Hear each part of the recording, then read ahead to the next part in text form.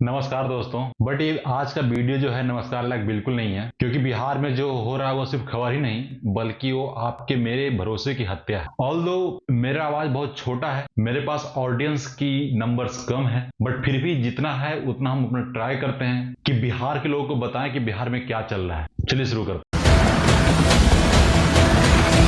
70,000 करोड़ की लूट, खुलेआम हत्याएं, आरटीआई एक्टिविस्ट की गोलियों से भून देना, पुलिस खुद माफिया से मिली हुई है, अब चुप रहना भी जुर्म है। आज हम उस बिहार की बात करेंगे जो बिहार कभी ज्ञान की भूमि थी, अब घोटालाओं और खून की घाटी बन चुकी है। इस वीडियो को दो पार्ट में रखते हैं। एक पार्ट में देखते हैं घोटाला किस तरह हो रहा है और दूसरा पार्ट में रखते हैं मर्डर जो बिहार में हो रहा है कितना फ्रिक्वेंटली हो रहा है। तो हम लोग शुरू करते हैं कि बिहार में जो घोटाला हुआ उसका डिस्ट्रीब्यूशन लोग किस तरह की आपस में, आखिरकार नेता लोग घोटाला क्यों करते हैं। एक तो हो सकता है चलो मतलब चुनाव जीतना है तो उसके लिए घोटाला करना, करोड़ 2 करोड़ खर्च आता है विधायक का चुनाव लड़ने में, या फिर उनके बाल बच्चा को विदेश, अमेरिका, कनाडा, दूर जगह पढ़ाना होता है। क्योंकि बिहार में जो गरीब है गरीब ही रह गए हैं। नेता लोग गरीब के लिए लड़ते हैं लेकिन बाद में खुद अमीर हो जाते हैं, फिर अमीर होकर गरीब लोग को बिल्कुल नहीं पूछते। तो चलिए देखते हैं कि जो 70,000 करोड़ की जो लूट हुआ है किस तरह हुआ है। 70,000 करोड़ में से पंचायती राज विभाग को मिला है 28,000 करोड़। ये जो हम बोल रहे हैं सारा रिपोर्ट अवेलेबल है पब्लिक फोरम पे, आप वेरीफाई कर सकते हैं। शिक्षा विभाग को 12,000 करोड़, शहरी विकास को 11,000 करोड़, ग्रामीण विकास को 7,000 करोड़ और कृषि विभाग को 2,000 करोड़ मिला था। बट ये लोग यूटिलाइजेशन सर्टिफिकेट सबमिट ही नहीं किए। मीन्स व्हाट कि मतलब ये सारा पैसा जो गया है किसी ने रख लिया या फिर आपस में लोग बंदर बांट कर लिए। यही तो होता है बिहार में, तभी तो बिहार इतना पीछे है।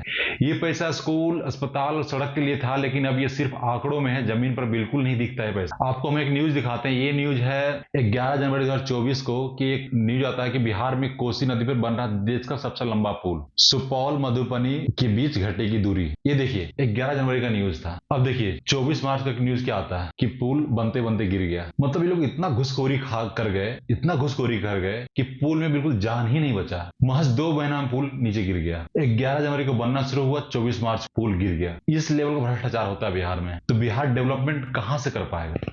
बिहार में एसी बिल्स पे भी घोटाला हुआ है। अब चलिए समझते हैं कि एसी और डीसी बिल होता क्या। एसी बिल मतलब एब्स्ट्रैक्ट कंटिजेंट बिल, मतलब जब ये सरकारी कर्मचारी विभाग को पैसे की जरूरत होता है, तो जैसे कोई यात्रा, इमरजेंसी खर्च, कैंप का आयोजन आदि, तो एसी बिल के जरिए एडवांस में पैसा लेता है। इसमें खर्च का पूरा ब्यौरा नहीं देना होता है, उसमें बस एक एस्टिमेट देना होता है कितना खर्च होगा। जैसे सर जी हमको 5 लाख दीजिए, हमको कैंप करना है, एक एस्टिमेटेड खर्चा हो गया। डीसी बिल क्या होता है? डिटेल कंटिजेंट बिल, मतलब एसी बिल से जो पैसा लिए थे डीसी बिल में उसको सर्टिफिकेट देना होता है कि आप जो खर्चा 5 लाख रुपया लिए हैं उसका कहां कहां यूटिलाइजेशन हुआ है। तब समझिए घोटाला कहां हुआ बिहार में इस पे। मतलब 22,000 एसी बिल्स के लिए पैसे लिए गए, वो लगभग 9,000 करोड़ था, लेकिन डीसी बिल यानी खर्चा का हिसाब कुछ मिला ही नहीं। इसका मतलब ये हुआ सरकार या अफसरों ने पैसा लिया लेकिन खर्चा कहां किया उसका कोई रिकॉर्ड नहीं है। सोचिए इस तरह का भ्रष्टाचार होता है बिहार में कि मतलब पैसा लिए और पैसा का हिसाब ही नहीं देना है, तो पैसा जमीन पर कहां दिखेगा। लोग अकाउंट में जाएगा, चुनाव के समय दारू खरीदा जाएगा, वो पिला के फिर वोट दिलवा लेंगे खुद के नाम। मतलब पैसा निकालो, खर्चा दिखाओ नहीं, यही है सरकारी लूट का असली तरीका।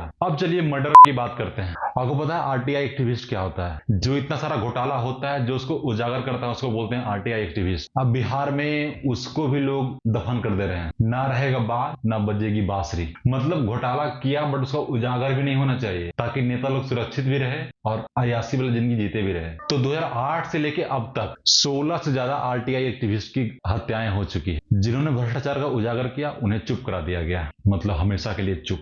और पटना और उसके आसपास के एरिया में तो मर्डर की घटनाएं बिल्कुल आम बात हो गई है। इनफैक्ट आप जुलाई में ही देख लीजिए, आज 30 जुलाई है, आप जुलाई के मंथ में देख लेंगे तो ऑलमोस्ट आपको 15 से 16 हत्या दिख जाएगा। और पूरे बिहार की बात करें तो मतलब कुछ रिपोर्ट में आया, कुछ रिपोर्ट में नहीं आया, 40 प्लस हत्या पक्का हो चुकी होगी जुलाई।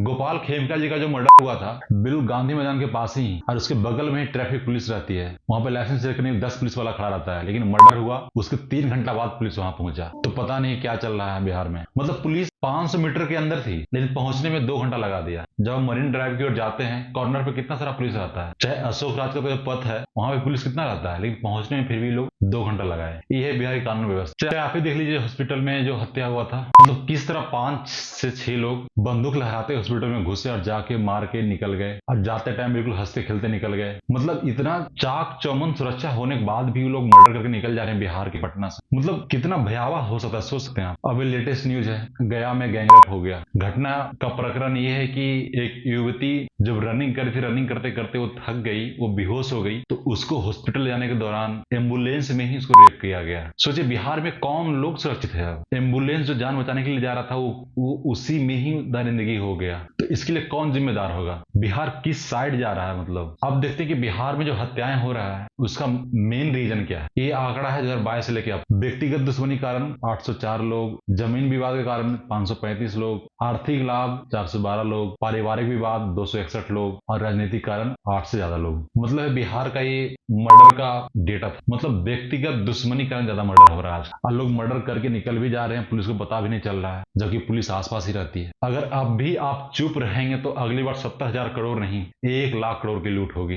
अगली हत्या किसी आरटीआई एक्टिविस्ट की नहीं, हो सकता है आपके परिवार की भी हो सकती है, क्योंकि सिस्टम सिर्फ देखता है, रोकता बिल्कुल नहीं है। जो मोदी दे के गए थे ना, जब आए थे चुनाव के प्रचार के लिए, 70 करोड़ दूं, 80 करोड़ दूं, 90 करोड़ दूं, 1.25 लाख करोड़ दे दिया। 70,000 करोड़ तो 1.25 लाख करोड़ में से 70,000 करोड़ तो यहीं पे गायब हो गया। तो जमीन पे कहां जाएगा पैसा? अब बहुत हो गया। ये वीडियो सिर्फ एक चर्चा नहीं, एक चिंगारी है। अब तुम सवाल उठाओ, तुम आवाज बनो और इस लूट का हिसाब मांगो, क्योंकि जो चुप है वो भी दोषी है। जय हिंद।